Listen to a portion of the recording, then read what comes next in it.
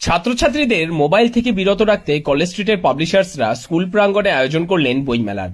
লাভ না হলেও সামাজিক দায়বদ্ধতার কারণেই এই আয়োজন বলে জানালেন তারা। মাঠে কিংবা ময়দানে নয়, এবার বিদ্যালয় প্রাঙ্গণে বইমেলার আয়োজন।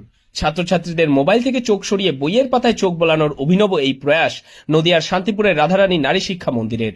বিদ্যালয়ে বইমেলার আয়োজন শান্তিপুরে এই প্রথম বলেই দাবি করলেন অনেকেই।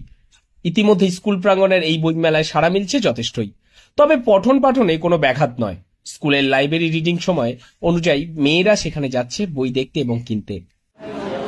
এটা অন্যান্য জায়গায় যেমন চাকদার আমলাল একাডেমিতে বইমেলা হচ্ছে শুনে আমি একটু উৎসাহিত হই, এবং কলেজ স্ট্রিট বুক পাবলিশার্স ওয়েলফেয়ার অ্যাসোসিয়েশন তরফ থেকে মাননীয় তারক মজুমদার মহাশয় আমার সঙ্গে যোগাযোগ করেন সরাসরি যে বিদ্যালয়ে আমরা এরকম বইমেলার আয়োজন করছি, তো আপনারা যদি এ ব্যাপারে সম্মতি জানান।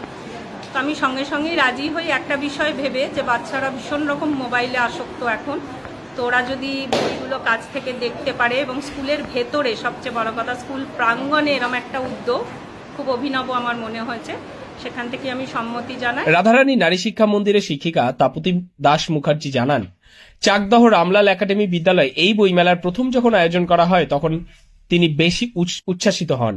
এরপর কলেজ স্ট্রিট বুক পাবলিশার্স ওয়েলফেয়ার অ্যাসোসিয়েশনের তরফ থেকে তারক মজুমদার মহাশয় তার সঙ্গে যোগাযোগ করেন বিদ্যালয়ে বইমেলার আয়োজন করার জন্য, এবং তিনি সঙ্গে সঙ্গেই রাজি হয়ে যান। তার কারণ বর্তমানে বাচ্চারা ভীষণভাবে মোবাইলে আসক্ত।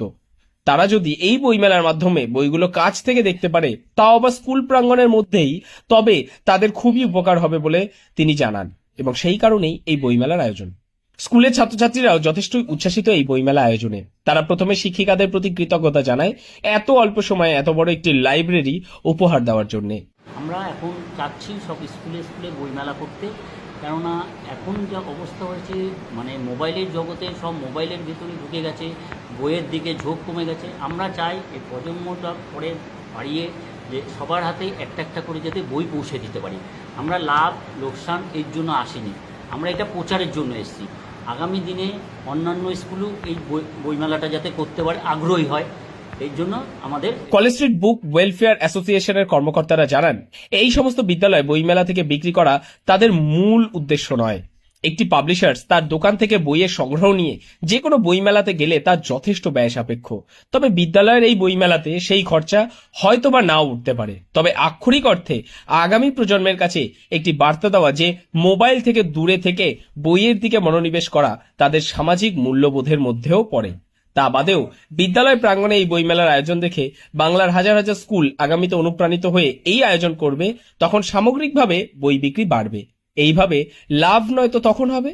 তবে যেহেতু ছাত্রছাত্রীদের বিদ্যালয়, তাই আমন্ত্রিত অন্যান্য বিদ্যালয়ের ছাত্রছাত্রীরা আসলে কোনো অসুবিধা আছে কিনা সেই প্রসঙ্গে ভারপ্রাপ্ত প্রধান শিক্ষিকাদের সাথেই তারা আসবে, এবং সেক্ষেত্রে কোনো অসুবিধা নেই।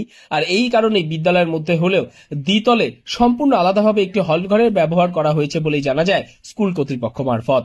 নদিয়া থেকে মৈনাক দেবনাথের রিপোর্ট, লোকাল 18 বাংলা।